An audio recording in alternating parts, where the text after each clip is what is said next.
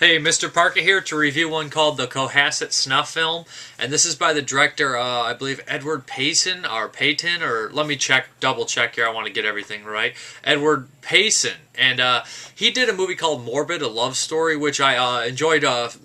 Pretty much, I enjoyed it thoroughly. I'd say it was a pretty cool movie. Also did a short called The Itch, which is fun, but.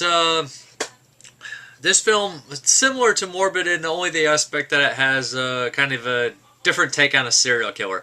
We follow a serial killer named, I think, Colin Mason, which is kind of funny because the serial killer movie Hacksaw, a documentary, follows a serial killer called Dylan Mason.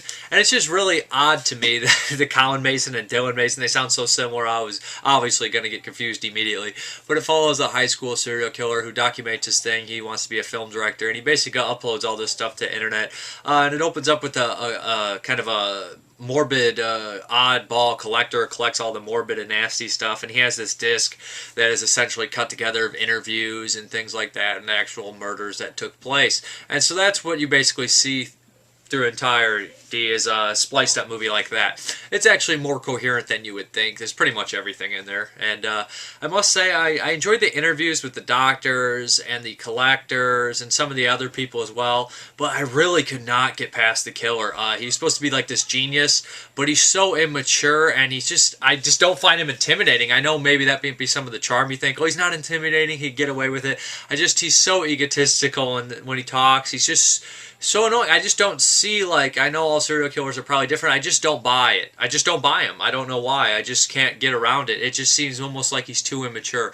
Maybe it's just because it takes me back to that whole high school immaturity level that everyone went through at points, and it's kind of like sets you back into an immature state where I'm just like, I don't know. I just not big into that whole like high school serious view of it, because I think it just only works well when I watch it in parody now because I'm so much older than I used to be.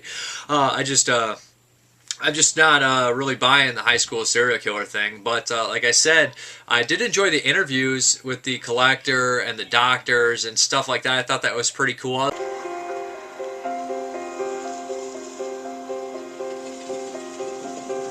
Welcome to Cohasset, Massachusetts, a quiet little seaside town near Cape Cod and south of Boston.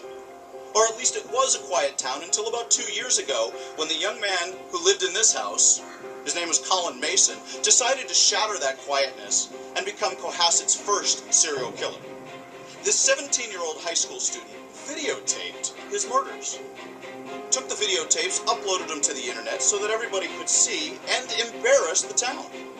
Cohasset officials have been able to withdraw the videos from the internet, but still leaves for a very interesting story. So let's take a look at the story of Colin Mason.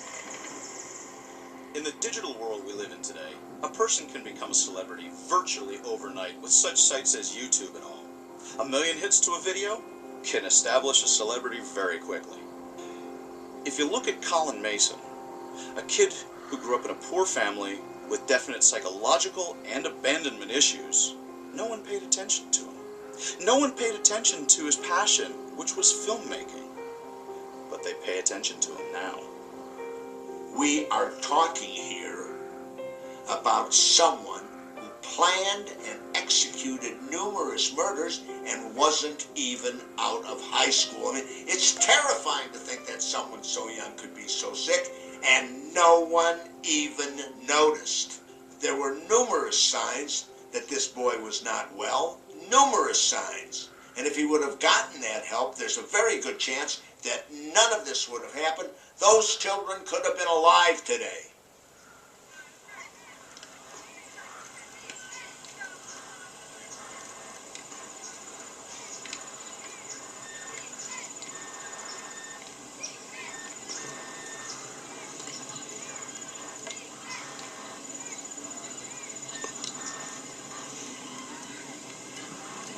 Hello world, my name is Colin Mason.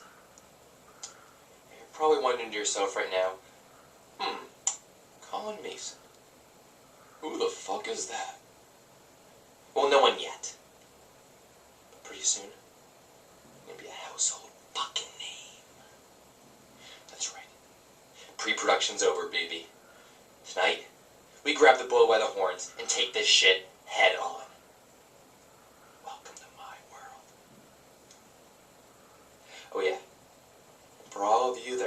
watching this beautiful masterpiece by the time it's over. You're just as sick as me. Look at that.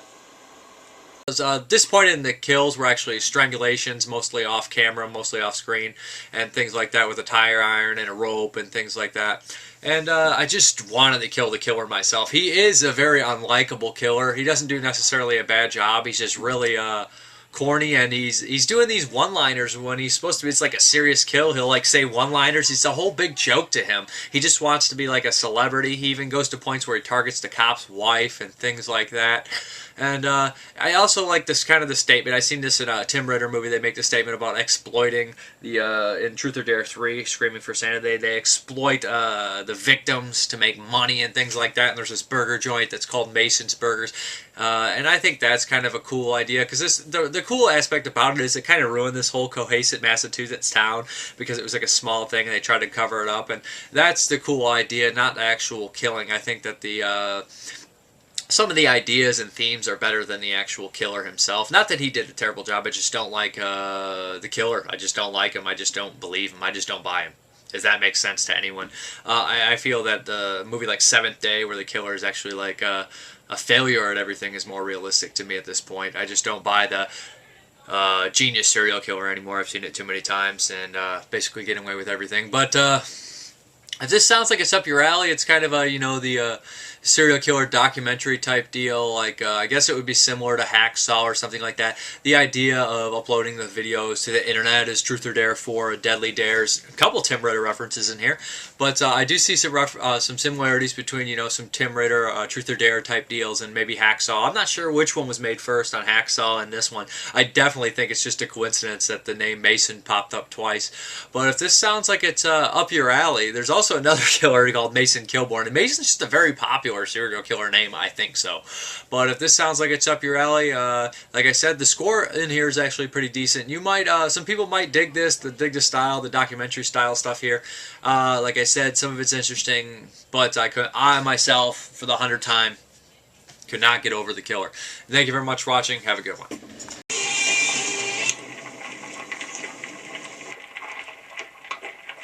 What's going on here? I don't know, my car's like broken. Huh, that's weird. Yeah. Maybe a tire issue, maybe? Hear any like pops or anything like that? No. Oh yeah. Yeah, you got a giant gash in that. Ugh. Great. What should I do? Put a spare in the back. Fix it for you. Yeah, that'd be awesome. I'm gonna tell people why. Miss Kazera's class. B block. History. Freshman year. Cohasset High. Yeah. Tony, right? Yeah. Yeah. Colin. We worked on a project together, remember? Yeah. Yeah. Good times. Good times indeed. Yeah.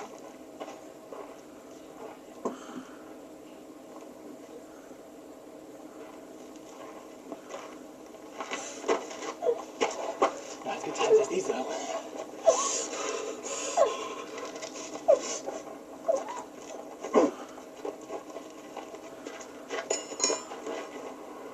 How you doing?